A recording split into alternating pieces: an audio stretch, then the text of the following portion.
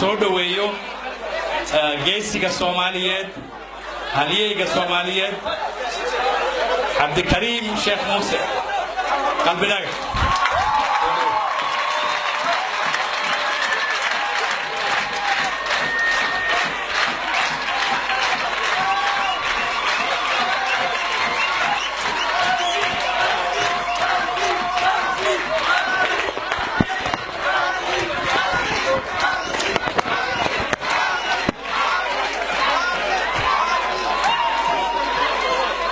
بسم الله الحمد لله أشهد أن لا إله إلا الله وحده لا شريك له وأشهد أن محمدا عبده ورسوله ولا ليال مضريال إيه مروين كسوقيب قلياشة حفلة وين ويسوي مادين أمتي الصوماليات مدحديدي أقوياء كيدي علماء الدين كيدي دلنيراديدي hooyooyinkeedii iyo caruurteedii ay ka soo wada qayb galaan dhammaan aad iyo aad baan idinku mahadcelinayaa waxaa halkan fadhiya madax fara badan oo kamid ah madaxda ummadda Soomaaliyeed shanta Soomaaliyeedna ka wada socda waxaad ka xusi kartaan oo muuqda ra'iisul wasaarayaashii jamhuuriyadda Soomaaliya oo wajigiina soo istaagay xubnihii baarlamaanka sharafta lahaa madaxdii dawladda Kenya oo ayagana aad wajiyadooda aragteen qayb ka mid ah waxa fadhiya qaybihii dhanaa ummadda Soomaaliyeed cidba wax ka joogtaba oo loo kala maqnay inaan sidaa xusuusto oo intaas wada joogta aan arko aad iyo aad baan ugu faraxsanahay waxaan kaloo aad iyo aad ugu faraxsanahay mar kale inaan ka soo hormuqdo dadka iyaga Soomaaliyeed oo midaysan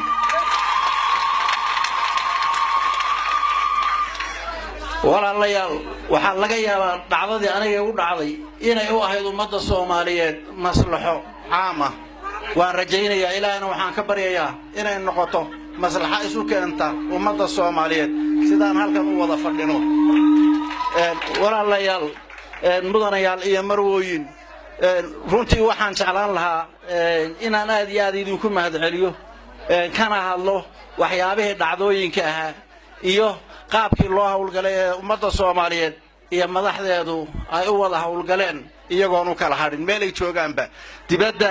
iyo gudaha daafaha caalamka say u dhanyihiin sidoo u midoobay damiirkoodu sida isu garab taageen qadiyada aniga iga abuurantay walaalayaal ma iloobi doono wixii dhacay markaan idin leeyahay ma iloobi doono wixii dhacay ma aha haddana inaan leeyahay waan ka dagaalamaynaa dhibban geysanayna laakiin waa raad taariikheed oo soo maray ummadda Soomaaliyeed una baahan inay xusuusna inagu reebto wacyi iyo waayo aragnimada aan ka qaadano horeyna looga socdo walaalayaal shacbiga Soomaaliyeed meelu joogayba sidii uu u kacay sidii uu hawlgalay sida ilmahoodii uga soo tageen shaqooyinkoodii ay u baylihiyeen ilaa ay ka xaqiijinayeen halka ay ku sugan tahay nolosha Cabdikariim Sheekh Muuse oo jariimo foolxun loogu geystay madaxtooyadii iyo caasimadii jamhuuriyadda Soomaaliyeed oo dhan ka dhaxaysay aad iyo aad arrin foolxun sidaad uga dhiidideen sidaad isu garab taagteen qadiyadaas sidaad u dagaalanteen sidaad isugu soo baxdeen sidaad ugu midowdeen runtii waxa weeye arrin taariikhda geli doonta weligeena aan ilaaweyn ugana mahadcelinayo isirka Soomaaliga meelu joogaba hadduu joogo caalamka daafihiisa iyo hadduu joogo guud ahaan dalka ummadda Soomaaliyeed ay degto waxaan ognahay dadka Soomaaliyeed ee walaalada aan nahay dhamaanteen wuxuu dagaa dal baaxad weyn deegaan baaxad weyn oo ka soo bilowda buuraleyda Dumeera iyo Baabul Mandab iyo duleedka Nairobi inta ka dhaxle shacbiga Soomaaliyeed iyo dunida inteeda kale intii joogtay waxay ahayd qadiyadaasi qadiyad runtii aanan ilaaweynin waan idinka mahadcelinayaa qorshahaad qaadateen waxay ahayd arrinta aniga ay gaadhay ma ahayn arrin aniga kaliya ugu dhacday waxay ahayd fariin iyo message loo qaybiyay qof kasta oo Soomaaliyana gaadhay sidaad uga dagaaleen waxay difaacday qof kasta oo muwaadina oo Soomaaliya runtii arrintaasi difaacday xaq baad u lahaydeen inaad istifaacdaan حق بعضون لهايدين إن أضغط كسر الصومالي دفاع ذان حق بعضون لهذين إن الدفاع إن سيء وطن هذه هاد بعد كما هذا علينا إياه runtii waxaan jeclahay inaan ayagana runtii aan xuso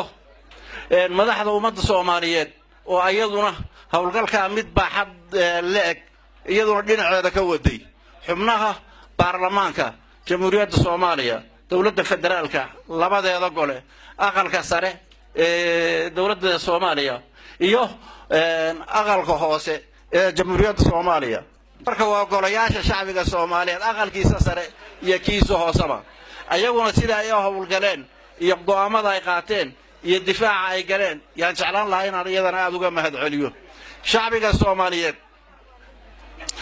ma uusan difaacin qadiyada maanta taagan oo kaliyeeta ma uuna difaacin Cabdikariin Sheekh Muuse Qalbi Dhagax ma kaliye ma uusan difaacin wuxuu difaacay mabaadi'dii ummadda Soomaaliyeed ee aasaasiga ahayd dagaalka ummadda Soomaaliyeed oo wana lafmaayna bilaabin dagaalka ummadda Soomaaliyeed iyo halganka xorriyadoonka ummadda Soomaaliyeed wuxuu soo bilowday qarnigii 16aad maantana waxaynu joognaa qarnigii 21aad wuxuu socdaa in ka badan 500 sano ku dhawaad 600 sano socdaa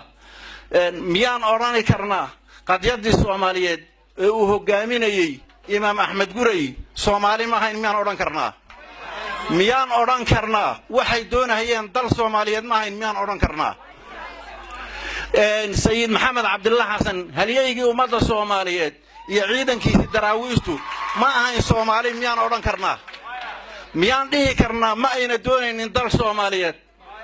miyaan dhihi karnaa SYL ma aysan ahayn dad Soomaaliyeed miyaan dhihi karnaa ma ayna doonaynin gobonnimo Soomaaliyeed miyaynu dhihi karnaa Nasrullah geeshka Nasrullah ma uusan ahayn dad Soomaaliyeed mana ayna doonaynin dal Soomaaliyeed miyaan dhihi karnaa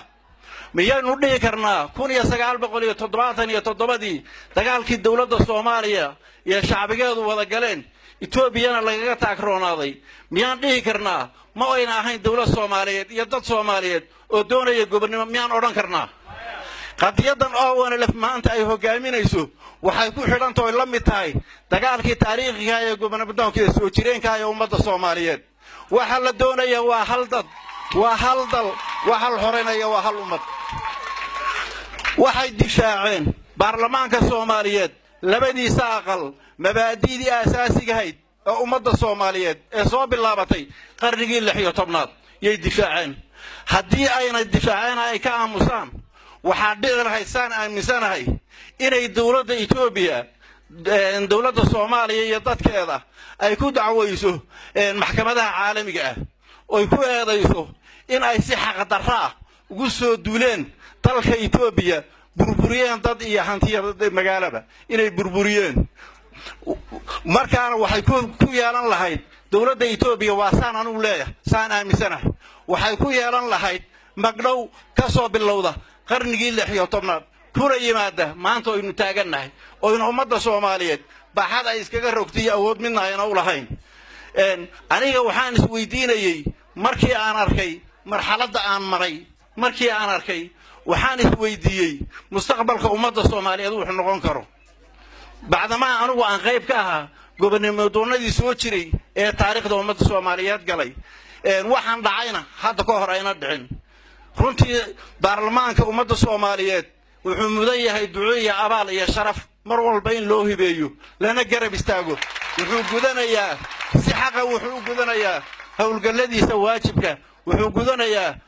xaq iyo waajibaadka ummadda Soomaaliyeed ay ku leedahay waa baarlamaan matala guud ahaan isirka Soomaaliga matala way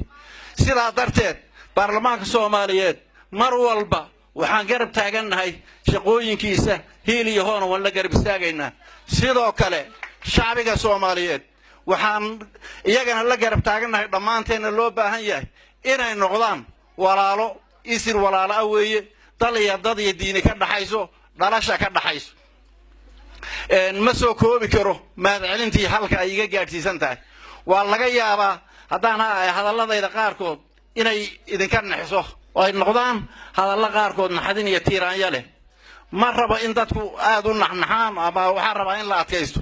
taa waxaan uga jeedaa waxa weeye aniga oo ah Cabdikariin Sheekh Muuse Qalbi Dhagax waxaan ahay muwaadin Soomaaliyeed oo u soo dagaalamay dalka Soomaaliyeed anigoo dagaal ku jira yaan ku qaangaaday waligay ma shaqaysanin shaqo guud mooyaane shaqo gaar maana qabsanin waxaan u soo dagaalamay naftaydii iyo dhiigaygana u horay dadka Soomaaliyeed yaan u soo horay waxaan u shaqaynahay oo u taagnaa ilaa hadda in aan xaqiijiyo ummadda Soomaaliyeed qof kamid uu san ciil qabin inuu sanin gunnimo iyo inuu daciifnimo uga hoos noolaado dad shisheeya qorshaygu kaas waha mabaadiida caynkaas ah markii aan arkay anigoo dadkaygii ku waayay oo dantaydii oo dhan uga baxay oo dunidan aan ku lahayn hal taako milkiya aniga kuma lihi boos kuma lihi oo guri kuma lihi oo xoolo ma lihi maxaa yeelay intaaba intaan ka tegay yaan danta ummadda u baxay anigoo sidaa ugu soo dhintay markii aan arkay dawladda Soomaaliyeed habka ay ila dhaqantay qaabka ay u shaqaysay gaalka ayaa laga qabtay saddex habeen baa lagu hayay si fool xun oo ihaana ah la ila dhaqmay waa laga soo qaaday muqdisho la keenay waxa la ila dhaqmay si fool xun oo ihaana ah la ila dhaqday markii aan arkay iyadoo intii la gardo duubay oo indhaha la iga xidhay anoo cagacad oo qaawan lagu wareejiyay ciidanka Itoobiya waxay ahayd arrin aad iyo aad iga cadhaysiisay aadna iga naxisay markii aan arkay in mar kaleeto airport ku yaala magaalooyinka Soomaaliyeed aan qiyaasaya in uu ahaa darafka xuduudda dhuuxiga ma qaan bay dhabaynayd waa suuragal markii aan arkay intii la iga soo dejiyay aan qiyaasay in sawir laga qaadanayo isla markiiba diyaaradda lagu celiyay markii la igeeyay goday oo isugu soo baxeen Soomaalidii qaybteedii xumayd oo goday joogta dhaanta markay ugu dul qabsadeen aflagaada markay miiseen say caayeen markii laga qaaday anigoo ihaanaysan oo ka tiinadaysan oo lugaha ka xidhan oo cagaha oo indhaha ka xidhan oo gacmaha ka xidhan waxaan aaminay in aanan dal lahayn waxa iga dhacday oo qalbigaygu isweydiiyay in aanan dad lahayn waxaan arkay oo lisiri arxan malihid waxa iga baaday arrintaasi waa murugo aad u xanuun kulul baahayd waxa iga baaday markii aan arkay oon ogaaday inaan leeyahay walaalo Soomaaliyeed oo ka badan 30 milyan walaalo Soomaaliyeed oo ka badan 30 milyan oo dareenka fooshaxun hal mar wada dhaqaajiyay oo hiil iyo hoob ila garab taagan arrintaas iga baaday runtii waxa ii muuqatay in aan ahay qofka dadka ugu ehelka iyo arxanka badan waxaan gartay dhibaatadan waxa ii geysatay inay ahaayeen ashqaas dambiir aan lahayn ashqaas shaydaan u hogaansatay iyadana waxa u furan inay toobad keento waxaan hawlahooda uga hadli doonaa markale si fiican walaalayaal runtii ma soo koobi kara mahadcelintiina waan xamaasadaysnahay waana laga yaabaa hadalku inuu iga dhacdhaco waxaan markale ku soo noqon doonaa hadalkayga qaybtiisa dambe wixii dardaarana iyo waxaan anu ku shaqaynayay iyo habka aanu balqaadi doono waxaan sii wadanayaa mahadcelintii waxaan u mahadcelinayaa bahda saxaafadda ummadda Soomaaliyeed ama gudaha ha noqoto ama dibadda ha noqoto oo ayaduna qaadatay door aad u weyn oo gaarsiinaysa dhammaan shucuubta Soomaaliyeed barba xaaladaydu halka ay marayso iyo qaabkii loo dhaqmay iyo habkii baarlamaanku u difaacay dhammaan saxaafadda ummadda Soomaaliyeed afka Soomaaliga ku hadasha waxaan u tabinayaa hambalyo iyo mahadcelin baan iyadana u tabinayaa lambar 5 waxaan iyadana rabaa inaan u mahadceliyo ra'iisul wasaaraha dawladda Itoobiya oo go'aansaday aniga oo maxbuus ah oo god salki ku jira inuu iga soo saaro si sharaf iyo maamuus lana ii sii daayo iguna marti qaaday xafiiskiisa waxaan u mahadcelinayaa ra'iisul wasaare Abiy Ahmed habka uu dhaqmay ee isbedelka ee u soo daayay maxaabiistii ku jirtay jeelasha Itoobiya intooda badanna xaq darro u xidhnaa runtii ma aha taasi waxaan af ku soo koobi karno ra'iisul wasaare Abiy Ahmed wuxuu u muuqday qof cadaaladda iyo sinaanta u soo jeeda qof walbana doonaya xaq iyo waajibka uu leeyahay inuu mariyo iyadana asagana waxaan dhihi lahayn halka inuu ka sii wado in kastoo u dhiman tahay meelaha qaarkood dhibaatooyinka ka jiray ay sidii u socoto waxaan aaminsanahay in ayadana xal laga gaari doono aad baan ugu mahadcelinayaa qaabku u dhaqmay iyo qaabku siyaasiyiintii kale ula dhaqmay iyo qaabku xubnihii Soomaalida ahaa iyo oona leefta u xidhnayd habku ula dhaqmay iyo habku u sii daayay sidoo u maamuusay aad baan ugu mahadcelinayaa gaar ahaan aniga qaabku ila tacaamulay iyo qaabku uu sii daayay isagoon cidina tala ka siinin isagoon cidina wax qorshe ka siinin cidda kaliya uu sheegay rag ayaga kamid ah maaha isaga uu sheegay hawsheeda markaan wax ka weydiiyay wuxuu hal nin ya arintaada in badan nagu soo celceliyay marna si ka fool aan isaga aragnay wuxuu ahaa bigu yiri Axmed Madoobe ma cadayn karo laakiin waa sidoo isagu u dhahay sida darteed qaabkaas aad baan ugu mahadcelinayaa runtiina waxaad moodaa inuu jaha fiican qaatay siyaasiyiinta iyo madaxda sida ay uga hadlayeen waan la qabaa in jahada la qaatay iyo marxaladda maanta oo eeg marxalad kala guura in si fiican looga wada faa'iideysto lambar 6 waxaan u mahadcelinayaa dawladda Kenya oo noqotay dalkii labaad ee dadka Soomaaliyeed martina gelisay qaxootiyaad badan oo malyan gaaraya isla mar ahaantaana xarunteedii ay noqotay xarunta Soomaaliyeed ee dadka Soomaaliyeed xarun u leeyahay oo laga dhiso dadka Soomaaliyeed dawladda Kenya waxay qayb weyn ka qaadatay difaaca iyo dibdhiska dalka iyo dadka Soomaaliyeed sida darteed waxaan leenahay iyaguna waa mahadsantiin waan u mahadcelinaynaa sidoo kale waxaan jecelahay hay'adaha xuquuqul insaanka gaar ahaan Human Rights oo iyaduna si aad u ballaaran oo baaxad leh xoogaala uga soo saartay bayaan ay ku cadaynayso dacatiga iyo jariimooyinka ka dhacay welina ka socda gobolka la yiraahdo Ogaadeniya ama Soomaali galbeed qaarkiin la yiraahdo waxaan u soo jeedinayaa madaxda wadamada in ay tixgeliyaan riboodka hay'adaha xuquuqul insaanka oo dadka dhibaatada gaadhay si fiican u soo diyaariyo xaqiiqa yana taas markaan ka soo laabto walaalayaal mahadcelintayda iyo xaaladayda waxaan ku soo dib ugu soo laabanayaa dardaaran haddaan maanta oo dhan wado saad u shaqayseen iyo sidaad u difaacdeen ummadda Soomaaliyeed qof walba Soomaaliyana uu maanta isku halaynayo dadkiisa iyo sida ay u diidiyayaan sida ay u garab taagan yihiin waxayna gelinaysaa geesinimo iyo raganimo iyo dadaalkeena inaan sii kordhino waxaan jecelahay in aan dib ugu soo laabto mar kale oo soo bilaabo mahadcelintii dadka Soomaaliyeed walaalayaal idinkoo mahadsan waxaan idin cadaynayaa idinkana idinkula dardaarmay koow idinka waxaad in dad Soomaaliyeed oo doon ka dhaxayso waxaan u soo jeedinayaa ummadda Soomaaliyeed ee walaalaha ah ee dhalasho iyo dhiig iyo dalba wadaagta inay midoobaan gacmaha isqabsadaan wax wada qabsadaan is aaminaan wixii xurguf iyo walaal guba ee qulubtooda ku jirana inay iska dhaafaan isna cafiyaan sidoo kale waxaan jecelahay in aan u soo jeediyo madaxda Soomaaliyeed inay dadka Soomaaliyeed wuxuu u baahan yahay dadka Soomaaliyeed madax cadaalad oo ula dhaqanta si daacad ah isku mideeya isu keena wanaagooda ka shaqeeya sida darteed waxaan leeyahay madaxda Soomaaliyeed xilka aad maanta haysaan biri waad ka dageysaan waxaana idinka hadhi doona raad taariikheed oo noloshiina ku yeelan doona raad aan ka hadhi doonin qof walba wuxuu maanta kaga tagay dadkiisa iyo wuxuu kala dhaqmahayaa waxay noqon doonaan raad lagu xusuusto taariikheed sida darteed dadka Soomaaliyeed maanta waxay idinka baahan yihiin hiil iyo midayn iyo isu keenid iyo in la cafiyo inay is cafiyaan si daacadana u maamushaan taas idinka sugayaan haddii kale waxaad yeelan doontaan raad foolxun oo weligiin idinku reeba muruga aan idinka hadhi doonin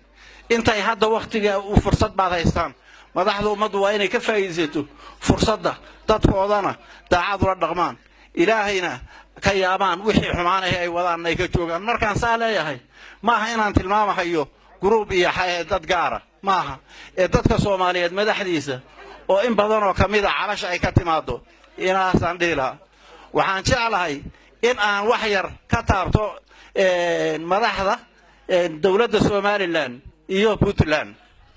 dawladda Soomaaliland iyo madaxweynaheeda Muuse Biixi aad iyo aad baan ugu mahadcelinayaa siday isugu tashadeen siday dadkoodii iyo deelkoodii u mideeyeen sida ay ammaankiisa u sugeen ay gaadhsiiyeen doorasho qof iyo cod ah oo lagu kala badiyo haldheeri sidaa darteed dadka kale waxaa la gudboon ee Soomaaliyeed iyo maamuladooda inay walaalahood kaga daydaan horumarka ay gaadheen iyo dadaalka ay sameeyaan waxaan leeyahay marka labada madaxweyne ee deriska ah ee dadkoodu walaalaha yahay dhibaatada waayahan ka dhaxaysay ee ka jirta tukarraq labada oday waa laba oday oo dadka Soomaaliyeed aaminsan yihiin inay aad iyo aad rag caqli badan u yihiin oo aqoon-yahan oo waxgal ah hase yeeshee waxaa nasiib darro hankii laga filayay iyo maanta halka ay dhigeen dadka meelaha qaarkood waxay isku haystaan 1 kiiloomitir oo la yiraahdo tukarraq waxaa ku dhimatay dhalinyaro walaalaah oo gabdho iyo ragba leh yaa ku dhimatay waxaa ku gablamay waalido ilmihiisu ku dhintay waxaa ku agoontoobay caruur yar yar oo Soomaaliyeed waxaa ku rajoobay caruur yar yar oo Soomaaliyeed sabab la isugu qabsada hal buqcad oo kamid ah dalkii Soomaaliya oo dad walaalaha la isugu dilana ma garanayno sidaa darteed waxaan dhihi lahaa madaxdaas labada gobol labadaas dawladood in ay ka baxaan dhibaatadan iyo dagaalkan inay ka saaraan dadkooda inay u ogolaadaan deegaanka dadkii joogay ee ka barakacay noloshoodiina dhulka ku dhacday aad u burburtay inay mar labaad dib ugu soo noqdaan dalka deegaankoodii oo dib u dhisaan kaabadahoodii iyo dhaqaalahoodii iyo waxbarashada ilmahooda dib inay u dhisaan intaas waa inaan ka codsanayno waana qabnaa dhamaanteen inaan sidaa uga codsanno inagoo isku mid ah in ay meelaha khilaafaadku ka jiro iyo xumaantu in laga wada xalliyo si walaalnimo loo xalliyo waxaan aaminsanahay dadka Soomaaliyeed wixii khilaafa iyo kala qaybsanaana inay ku xalliyaan hab nabadgelyo iyo wada hadal inay ku xalliyaan aad baan u jeclahay waana ku codsanayaa waxaan u soo jeedinayaa dadka Soomaaliyeed wax ka dhaxeeya ma jiro oo dhibaato ah ha yeeshee waxay ku midaysan yihiin oo ognahay waxa jira cibaadada Ilaahay waxaan ahayn oo ku midaysan yihiin inta badan waxyaabo badan way isku khilaafsan yihiin wax badanna way ka midaysan yihiin laakiin arrinta mar walba khilaafka ee taagan ee Soomaali dhaxtaala waa arrin dunuub inagu dhamaanteen waa arrin dunuub ku dadka wada waa arrin foolxuma sidaa darteed cafis iyo masaamax in la dhaqmo si cadaalad oo sinaana on lahayn gobolaysi qabyaalad iyo qof jeclaysi midna ina ula dhaqmo dadka Soomaaliyeed laba inaan qayb ka noqdo xal u helida iyo isu furida qulubta dadka Soomaaliyeed ee walaalaha kana shaqeeyo noloshayda inaan ka shaqeeyo dadka Soomaaliyeed inuu walaaloobo gacmaha isqabsado taasna waa qorshahayga saddex waxa ay qorshaha sidaan horeyba ugu taagnaa in aan raadiyo dal Soomaaliyeed iyo dad Soomaaliyeed oo xor ah oo ka madax bannaan wax kasta oo gumaysi iyo cadaadis iyo dad kale ku hoos noolaanshaha mana aqbali doono waxaan aaminsanahay in wixii khilaafaad iyo colaad ee ka dhaxeeya ummadaha dawladaha urur iyo dawladba in lagu xalliyo hab nabadgelyo iyo wada hadal oo ummadda la gelinin dagaal aan dhamaanayn taa waan aaminsanahay in lagu xalliyo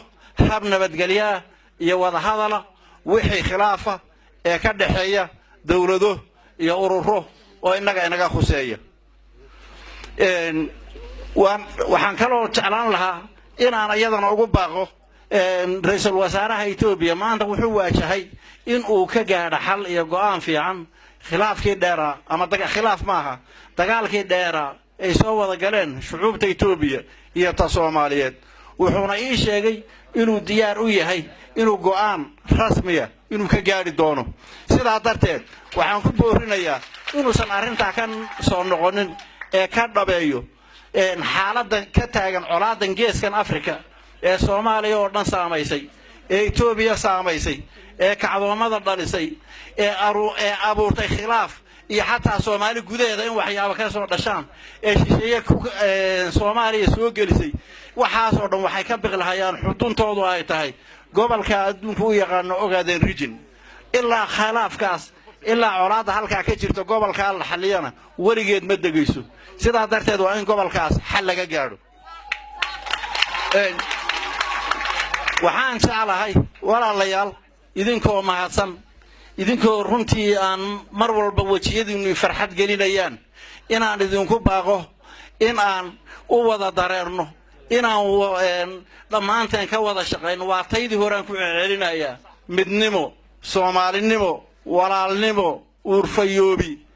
waxaan jeclahay inaan ku soo gabagabeeyo 3 heesood in la qaado 1 Soomaaliyay toos 2 Allah weyn ninkii aamina awood leh ummad waliba aayaheeda inay garato iyada leh arligaygow